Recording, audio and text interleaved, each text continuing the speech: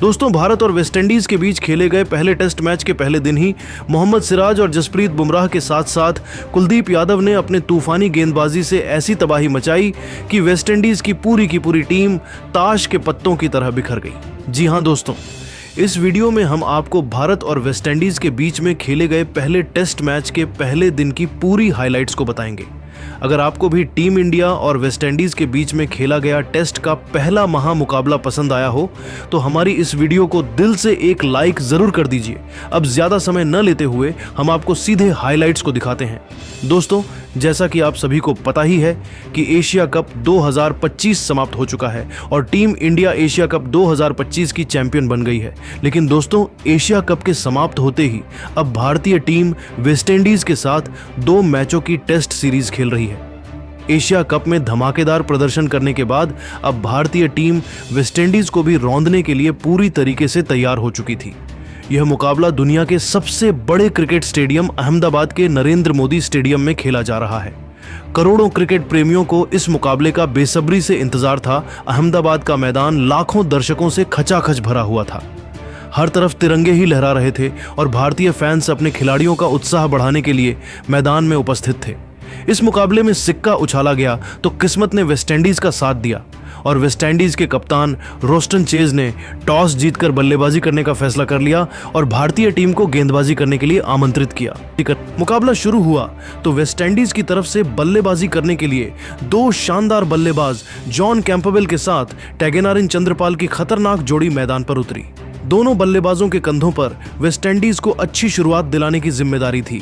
वहीं दूसरी तरफ टीम इंडिया की तरफ से गेंदबाजी करने के लिए पहला ओवर लेकर आए रफ्तार के सौदागर कहे जाने वाले जसप्रीत बुमराह अपनी खतरनाक गेंदबाजी से दोनों बल्लेबाजों को खूब परेशान कर रहे थे। लेकिन चौथी गेंद टीम इंडिया के मिस फील्डिंग की वजह से बाउंड्री को पार करते हुए 4 रनों के लिए चली गई और इस तरीके से वेस्टइंडीज का खाता खुला।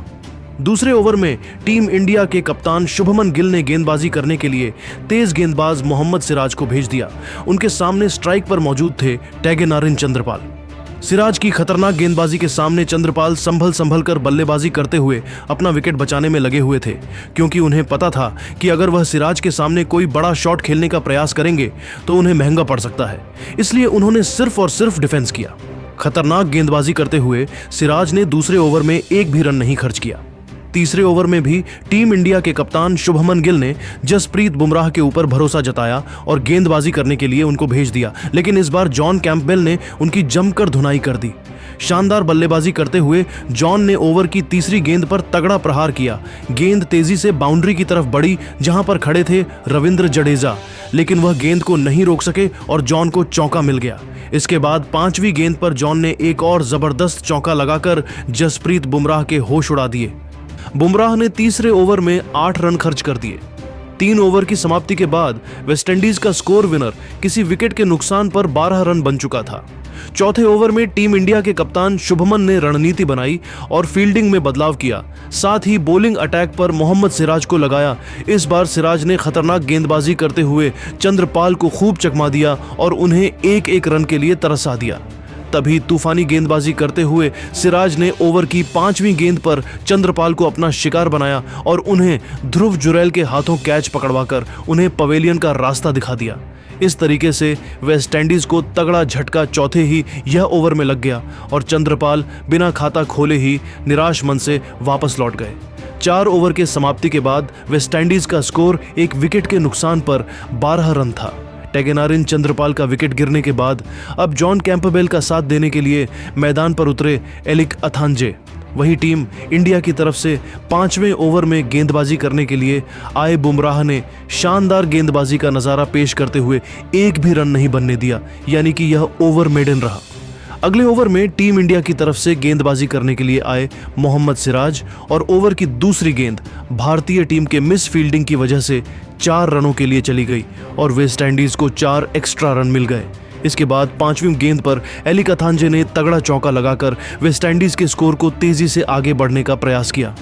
6 ओवर की समाप्ति के बाद वेस्टइंडीज का स्कोर एक विकेट के नुकसान पर बेशर्म था। लेकिन दोस्तों, अगले ही ओवर में जसप्रीत बुमराह ने खतरनाक गेंदबाजी करते हुए जॉन कैंपबेल को अपने जाल में फंसाया और गेंद जॉन के बल्ले से लगाकर सीधा विकेट कीपर ध्रुव जुरैल के हाथों में चली गई।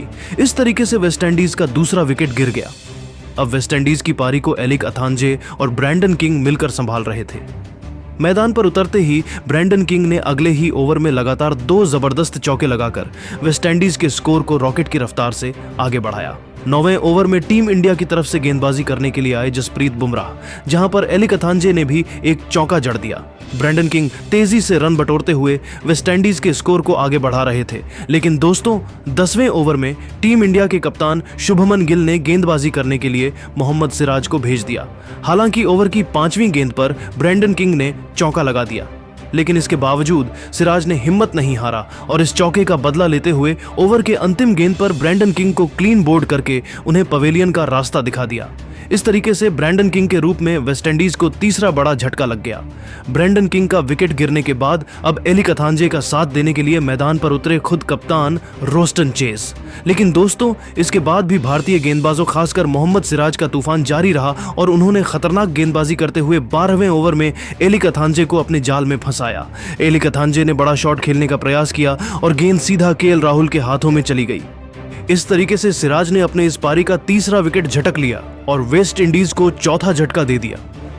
अब वेस्ट इंडीज का स्कोर, वेस्टइंडीज के 4 बड़े बल्लेबाजों के पेवेलियन लॉट के बाद अब परी को संभाल रहे थे साई होप और रोस्टन चेज मिलकर दोनों बल्लेबाजों के कंधों पर अपनी टीम की पूरी जिम्मेदारी आ चुकी थी। 13वें ओवर में टीम इंडिया के गेंदबाजी में बदलाव देखने को मिला और शुभमन गिल ने गेंदबाजी करने के लिए नीतीश कुमार रेड्डी को बुला लिया, जिनका स्वागत रोस्टन चेज ने तीसरी गेंद पर चौका लगाकर किया।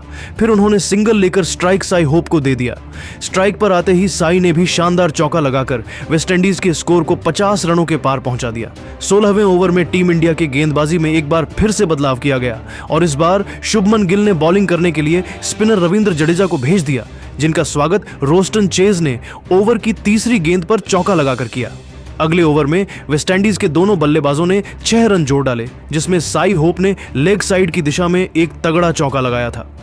18वें ओवर में टीम इंडिया की तरफ से रविंद्र जडेजा ने गेंदबाजी किया, जहां पर वेस्टइंडीज के दोनों बल्लेबाजों ने सिंगल डबल की सहायता से ही काम चलाया और 4 रन जोड़कर अपनी टीम के स्कोर को 65 रनों तक पहुंचा दिया। दोस्तों, यहां से साई होप और रोस्टन चेज दोनों बल्लेबाज पूरी तरीके से मैदान पर सेट होते हुए दिखाई दे रहे थे और दोनों बल्लेबाजों के बीच में एक साझेदारी भी पनप रही थी। इसके बाद अगले कुछ ओवरों के बीच में भी दोनों बल्लेबाजों ने समझदारी के साथ बल्लेबाजी करते हुए तेजी से रन बटोरे और अपने टीम के स्कोर को 81 रनों तक पहुंचा दिया। 22वें ओवर में टीम इंडिया के कप्तान शुभमन गिल ने स्पिन के जादूगर कुलदीप यादव के हाथों में गेंद को थमा दिया। कुलदीप अपनी तूफानी गेंदबाजी से रोस्टन चेज को खूब चकमा दे रहे थे, लेकिन ओवर के अंतिम गेंद पर रोस्टन चेज ने चौका लगा दिया। अगले ओवर में रविंद्र जडेजा गेंदबाजी करने के लिए यहां पर वेस्टइंडीज के दोनों बल्लेबाजों ने 2 रन जोड़े। 24वें ओवर में भारतीय कप्तान शुभमन ने रणनीति बनाई और फील्डिंग में बदलाव किया। साथ ही बॉलिंग अटैक पर कुलदीप यादव को लगा दिया। कुलदीप ने इस बार आते ही ओवर की दूसरी गेंद पर साई होप को क्लीन बोल्ड करके उन्हें पवेलियन का रास्ता दिखा दिया। इस तरीके से वेस्टइंडीज का 5वां विकेट गिर गया। अब वेस्टइंडीज का स्कोर 5 विकेट के नुकसान पर 89 रन था। दोस्तों, इसी के साथ पहला सेशन खत्म हुआ और लंच ब्रेक हो गया। लंच के बाद दूसरा सेशन शुरू हुआ तो वेस्ट इंडीज की तरफ से बल्लेबाजी करने के लिए नए बल्लेबाज जस्टिन ग्रीव्स मैदान पर उतरे। उनके चेहरे पर विकेट गिरने का दबाव बिल्कुल भी नहीं दिख रहा था और मैदान पर उतरते ही उन्होंने तगड़ा चौका लगाकर अपना खाता खोला। 25 ओवर की समाप्ति के बाद वेस्टइंडीज का स्कोर 5 विकेट के नुकसान पर 98 रन था। 26वें ओवर में टीम इंडिया की तरफ से एक बार फिर से विकेट की तलाश में कुलदीप यादव ने गेंदबाजी किया और उन्होंने खतरनाक गेंदबाजी करते हुए इस बार सिर्फ और सिर्फ 1 रन ही खर्च किया।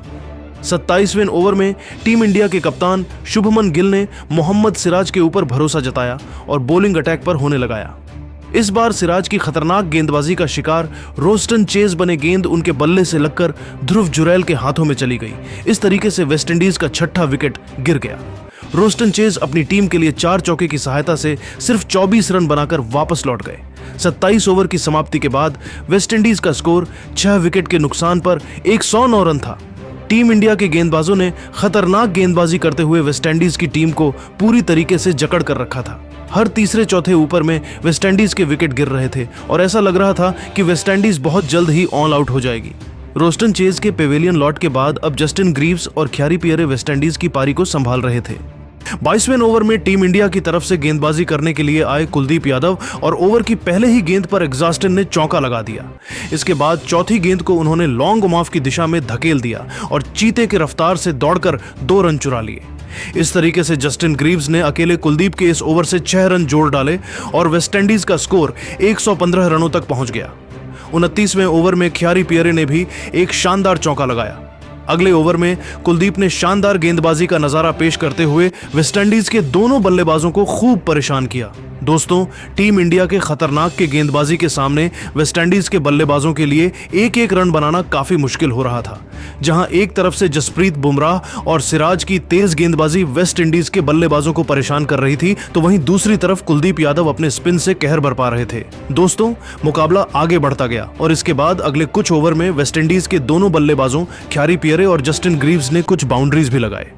दोनों खिलाड़ियों ने कुछ समय तक वेस्ट इंडीज के पारी को संभाल लिया और समझदारी के साथ बल्लेबाजी करते हुए अपनी टीम के स्कोर को 139 रनों तक पहुंचा दिया। लेकिन दोस्तों, 38वें ओवर में टीम इंडिया के कप्तान शुभमन गिल ने गेंदबाजी करने के लिए स्पिनर वाशिंगटन सुंदर को बुला लिया, जिनका स्वागत जस्टिन ने ओवर की पहली ही गेंद पर चौका मारकर किया। इसके बाद दूसरी गेंद पर सिंगल लेकर स्ट्राइक ख्यारी पियरे को दे दिया। लेकिन दोस्तों, ख्यारी पियरे 5वीं गेंद पर वाशिंगटन सुंदर का शिकार हो गए और सुंदर ने उन्हें LBW करके पवेलियन का रास्ता दिखा दिया। इस तरीके से वेस्टइंडीज का 7वां विकेट गिर गया।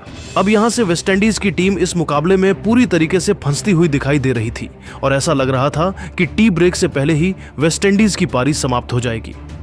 दोस्तों, इससे पहले कि वेस्टइंडीज की पारी संभाल पाती, तभी 39वें ओवर में जसप्रीत बुमराह ने आतंक का दूसरा नाम बनते हुए जस्टिन ग्रीव्स के स्टंप उखाड़ दिए। इस तरीके से जस्टिन क्लीन बोल्ड होकर बेहद निराश मन से वापस लौट गए और वह अपनी टीम के लिए 32 रन बनाकर वापस लौट गए। 39 ओवर की समाप्ति के बाद वेस्टइंडीज का स्कोर 8 विकेट के नुकसान पर 150 रन था। अब वेस्टइंडीज की तरफ से बल्लेबाजी करने के लिए मैदान पर जोमेल वॉरिकन और जोहान लेन खड़े हुए थे। लेकिन दोस्तों, बुमराह की खतरनाक गेंदबाजी के सामने यह जोड़ी भी मैदान पर नहीं टिक सकी और 41वें ओवर में बुमराह ने जोहान लेन को क्लीन बोल्ड करके उन्हें भी पवेलियन का रास्ता दिखा दिया। इस तरीके से वेस्टइंडीज को 9वां झटका लग गया। अब वेस्टइंडीज की पारी समाप्त होने से सिर्फ 1 विकेट दूर थी और अंतिम उम्मीद बनकर जोमेल वॉरिकन और जेडन सील्स मैदान पर उतरे। 41 ओवर की समाप्ति के बाद वेस्टइंडीज का स्कोर 9 विकेट के नुकसान पर 155 रन था। दोस्तों, भारत के गेंदबाजी की बात करें तो अब तक बुमराह ने खतरनाक गेंदबाजी करते हुए 3 विकेट ले लिया था, जबकि मोहम्मद सिराज ने तूफान ने गेंदबाजी करते हुए 4 विकेट झटके थे और उनके पास 5 विकेट पूरा करने का मौका था। दोस्तों, टीम इंडिया के कप्तान शुभमन गिल ने अगले 2-3 ओवर तक बॉलिंग अटैक पर लगातार मोहम्मद सिराज और जसप्रीत बुमराह को लगाया, लेकिन दोनों गेंदबाज विकेट नहीं निकल सके। इसीलिए 45वें ओवर में उन्होंने गेंदबाजी करने के लिए कुलदीप यादव को बुला लिया और कुलदीप ने आते ही ओवर की पहली ही गेंद पर जोमेल वॉरिकन को ध्रुव जुरैल के हाथों कैच पकड़वाकर उन्हें पवेलियन का रास्ता दिखा दिया। इस तरीके से वेस्टइंडीज की टीम अपनी पहली पारी में 162 रन बनाकर ऑल आउट हो गई। टीम इंडिया की तरफ से गेंदबाजी करते हुए सबसे ज्यादा 4 विकेट मोहम्मद सिराज ने झटके, जबकि बुमराह ने 3 विकेट अपने नाम किया, तो वहीं कुलदीप यादव ने 2 बड़े बल्लेबाजों को अपना शिकार बनाया और वाशिंगटन सुंदर को भी 1 विकेट मिला। वेस्टइंडीज की बल्लेबाजी की बात करें तो सबसे ज्यादा 32 रन जस्टिन ग्रीव्स ने बनाए, वही साई होप ने 26 रनों की पारी खेली, जबकि रोस्टन चेज ने 24 रनों का योगदान दिया। लेकिन दोस्तों, अब आप सभी को क्या लगता है, भारतीय टीम पहले टेस्ट मैच में वेस्टइंडीज को कितने दिन में हरा देगी? अपनी राय नीचे कमेंट करके बताइए और ऐसी रोमांचक हाइलाइट्स के लिए हमारे चैनल को जरूर सब्सक्राइब कीजिए। धन्यवाद।